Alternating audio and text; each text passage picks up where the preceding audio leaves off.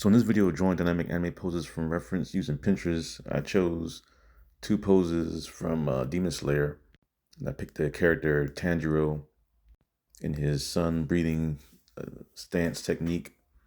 And so with this one, I started out with the head with the circle, and I kind of just started to work my way down towards the rest of the body. And at this time, I chose to use all circles with this one, only because I didn't really feel a need to use the box method for the body with this particular pose. Even though you can, but I chose to do it this way, which is a little quicker, since I kind of knew the position and the angle where the body is kind of going. So I worked with the circle of the head, and I did a circle for the chest. I added in like a little arch for the rib cage. And I'm drawing in that center line, and the center line is kind of to show where the twist is, if there is a twist. Sometimes there isn't a twist, but I always make that center line to kind of show where the twist would be if it was a twist in there.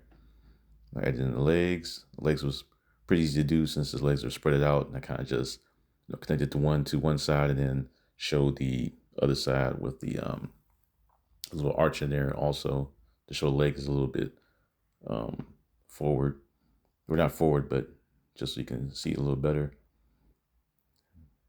I made the cylinder for the arm, work my way down to the hand, right into that little circle where the shoulder blade is. I'm just drawing in, roughing in the shape of the hand just to get it in there. And the hand is kind of, facing forward. It's the main focal point of the camera angle.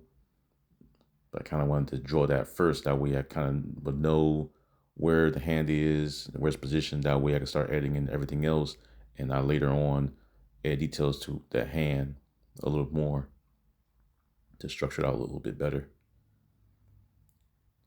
So right now I'm structuring out the side where the arm is, that's going to be holding the sword up top. And so I'm drawing in, same as before. I'm just, sketching the shapes out, roughing it out. That way I can kind of get a general idea of where to place all of the pieces of the fingers to connect to the blade or the handle. I want to make sure that everything is falling into place. It's not going to be too perfect, only because at this point you're going to erase it anyway to add details, but just so you can kind of get a general idea of where everything will be placed. So your brain isn't thinking too hard when you're, adding in those extra details to it. So right, I'm just darkening in, adding in the blade. Just roughing that shape out.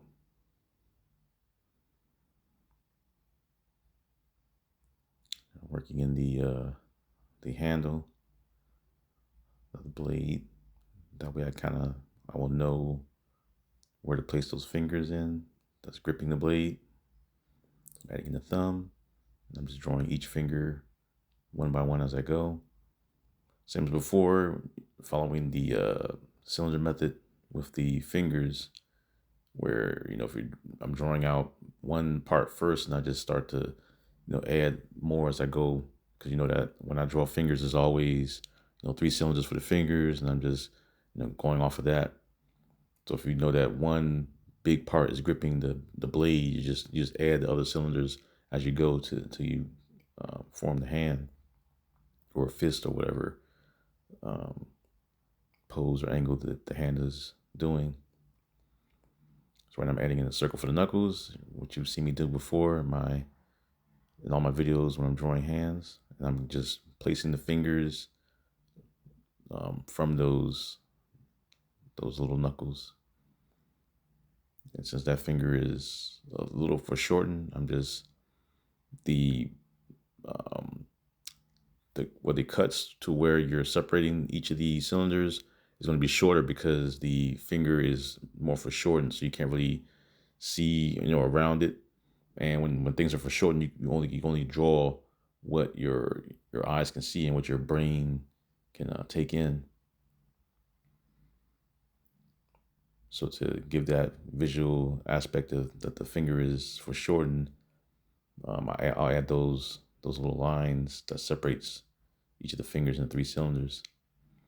And then when you start to add details to create the actual hand, actual finger, you'll be erasing those. You won't even see those separations like that.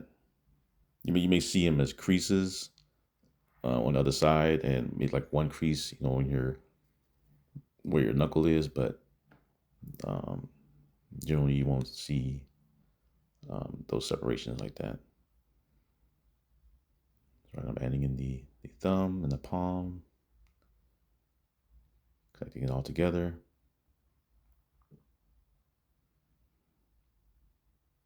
Rounding it out, making sure it all connects. I'm adding another finger that's going up. So I added in the tip of the finger first, working my way down. I mentioned before about adding tip of the finger first and then working my way back into the hand. Now I'm just darkening all the lines so I can see a little bit better.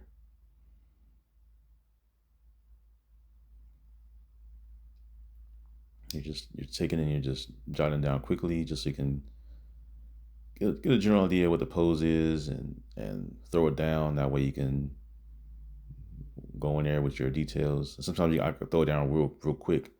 I may add less details than what you see there, and then I'll just immediately start to go straight into drawing the actual character. So with this one, he's in his jumping pose, sword stance. So I wanted to kind of um, draw that. So I start with the head, same as usual as before. Added the little neck. I'm adding the oval shape for the chest. You can see for a lot of these poses when you're drawing the oval shape, as you see there, we see I'm adding that center line and I'm kind of just curving it into the waist.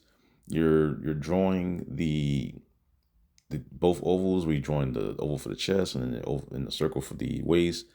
And depending on the position of those body parts, you can bend the character towards those body parts. I mean, if I had the circle going one way and the circle going another way, and you got that center line, the center line will show you where the bend is going to go. And that's how you kind of bend the character in those different poses, especially if you're, trying to draw from just out of your head without any reference at all. Just draw a bunch of circles, two circles, and just start drawing a center line, connecting them, and then just start to draw the body parts from there to create your own pose.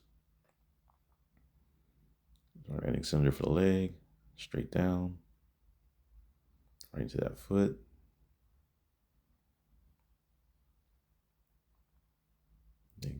Getting the foot out. I'm adding the circle for the knee first because it's for shortened. Sometimes I like to draw that knee out first, and then I add in the rest of the leg that attaches to it, your overlapping shapes, connecting to it.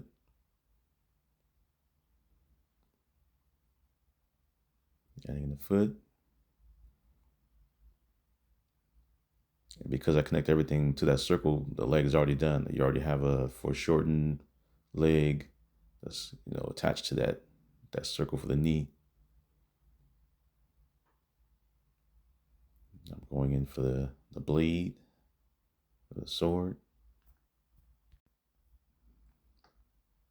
It's going down a little bit behind his head. And because I drew the sword out first, I'm just drawing out the knuckles, start to add the hand in there, gripping the sword or the handle of the sword. I'm just working those fingers. You can't really see most of the fingers since it's gripping, on the other end, but you just draw what's there now because a part of the hand is still visible. Going all the way down with the handle.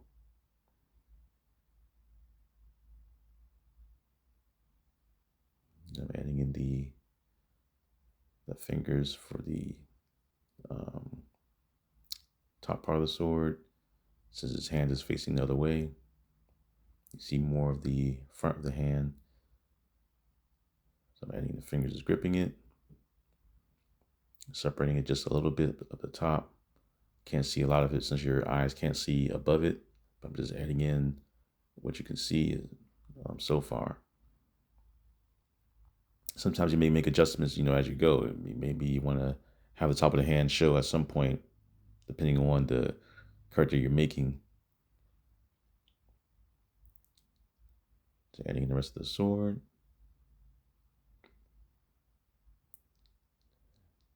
Just darkening all the lines, adding that little blade. That's it for this video. If you want to see more videos like this, don't forget to hype it up, like, comment for any other poses you want to see, and take care.